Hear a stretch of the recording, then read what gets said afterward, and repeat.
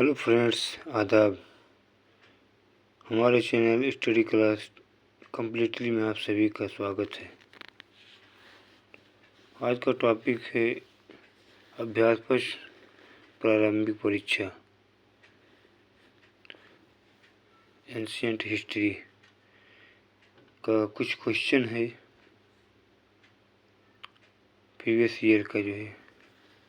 First question है, निम्नलिखित में से किस उभारदार मूर्ति शिल्प रिलीफ स्कल्पचर शिलालेख में अशोक के प्रस्तर रूप चित्र के साथ रांडेव अशोक या राजा अशोक उल्लिखित हैं?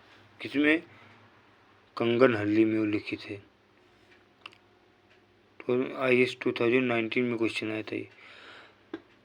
सेकंड क्वेश्चन, सम्राट अशोक के राजादेशों का सबसे पहले विकूटन या डिसाइफर किसने किया था? जेम्स प्रिंसपी ने किया था। कलिंग युद्ध का विवरण हमें ज्ञात होता है 13वें अभिलेख से।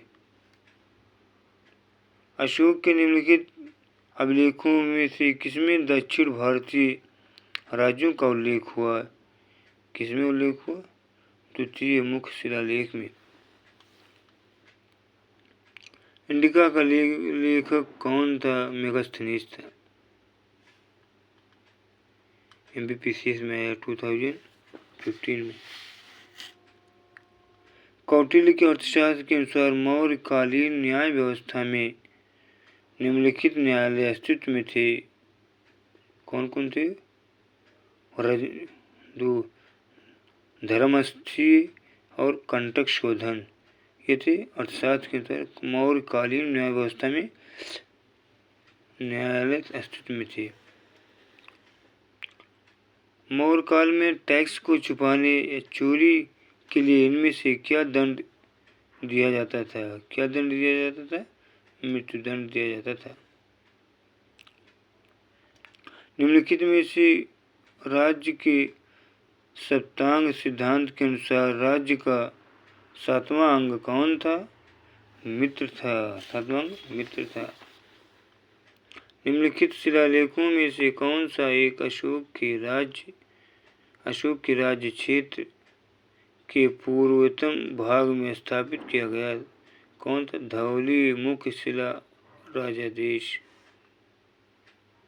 सम्राट अशोक का एकमात्र उत्कीर्ण शिला रूप चित्र कहाँ पर पाया गया है? कहाँ पर पाया गया?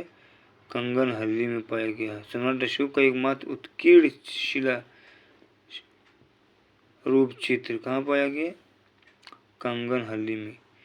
किस बौद्ध मूल ग्रंथ में मौर्य सम्राट अशोक का विवरण समाहित है? किसमें है? महावंशा में। किसमें? महावंशा में। ब्राह्मी और खरोष्टी लिपियों का अर्थ कौन समझ पाया था? कौन? जेम्स प्रिंसपी समझ पाया था। निम्नलिखित में से किस राजादेश से बौद्ध धर्म के साथ अशोक के संबंध प्रकट होते हैं? किससे? लघु शिलालेख राजादेश फर्स्ट में। मेगास्थनीज कौन था? चंद्रगुप्त मौर्य की राजसभा में यूनानी का राजदूत था। निम्नलिखित में से किस राजादेश में नाम अशोक उत्कीर्णित है? किसमें? मस्की स्थित छोटा चट्टान राजादेश फर्स्ट में।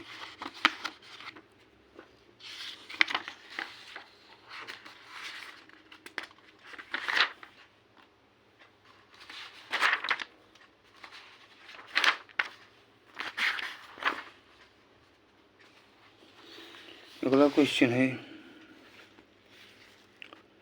शक संवत पर आधारित राष्ट्रीय पंचांग कैलेंडर का एक चैत्र ग्रेगोरियन कैलेंडर पर आधारित 365 दिन के सामान्य वर्ष की निम्नलिखित तिथियों में से किस एक के तदनुरूप है? 22 मार्च अथवा 21 मार्च के। निम्नलिखित में से कौन सा एक अन्य तीनों के समसामयिक नहीं था? कौन नहीं था? मिलिंद तीनों के समसामयिक नहीं था। निम्नलिखित में से किसने भारत में स्वर्ण सिक्कों का प्रचलन नियमित उपयोग के लिए किया था? किसने? विम कड़फिशियस ने किया था। बिना बेगार के किसने सुदर्शन झील का जीर्णोद्धार कराया? किसने? रुद्रदामन प्रथम ने। कनिष्क के सारनाथ बुद्ध प्रतिमा अभिलेख की तिथि क्या है? 81 ईस्वी सन है। किस अभिलेख में रुद्रदामन प्रथम की विभिन्न उपलब्धियां वर्णित हैं? किसमें वर्णित हैं? जूनागढ़ में। शुंग वंश के बाद किस वंश ने भारत पर राज किया? कण्व वंश। निम्नलिखित कथनों में से कौन सा एक कथन सत्य नहीं है? कौन सा कथन सत्य नहीं है? पुष्यमित्र शुंग ने 2 अश्वमेध किए थे, सही है। पतंजलि पुष्यमित्र के यज्ञ पुरोहित थे।